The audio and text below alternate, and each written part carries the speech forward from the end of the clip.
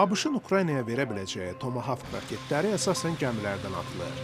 Amma ABŞ belə raketlərin qurudan atılması üçün də qurğular istehsal eləyir. ABŞ prezidenti raketlərin verilməsi ilə bağlı son qərarını verməsə də, Ukrayna ilə bu mövzuda kontaktlar davam etdirilir. Uçuş uzaqlığı 2400 kilometr olan Tomahawk, Rusiyanın hərbi və mülki infrastrukturuna ciddi zərbə vura bilər. Ukrayna bu raketlərlə neft zavodları, elektrostansiyalar, hərbi bazaları vura bilər. Böyük döyüş başlığı olmasa da bu raketlər çox dəqiqdir. Rusiya rəsmiləri ABŞ-a xəbərdarlıq ediblər ki, bu raketlər Ukraynaya verilsə, Vaşinqtonla münasibətlər tamamilə korlanacaq. Tomahawk is not a wonder weapon. Tomahawk möcüzəvi silah deyil. Və ABŞ onu Ukraynaya elə bir sayda verən də deyil ki, bu müharibənin gedişini ciddi şəkildə dəyişsin.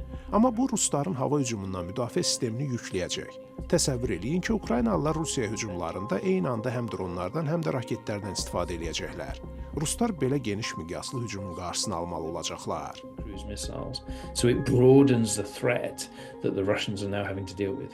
Amma ekspert deyir ki, bu raketlərin verilməsi ABŞ-ın Ukrayna müharibəsi ilə bağlı mövqeyində ciddi dəyişiklik demək olacaq.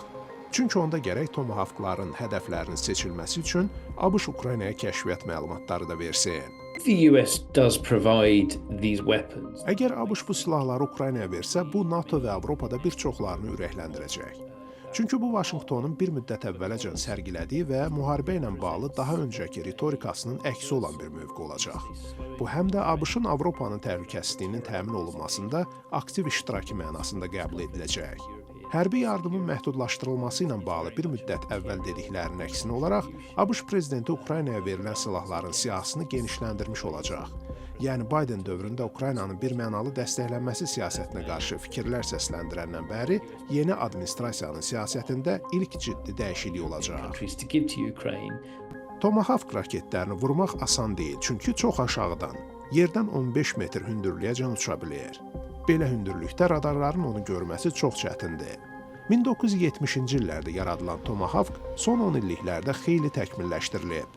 İraq müharibəsində, Balkanlardakı NATO missiyasında və son olaraq Huti yaraqlarına qarşı istifadə edilib.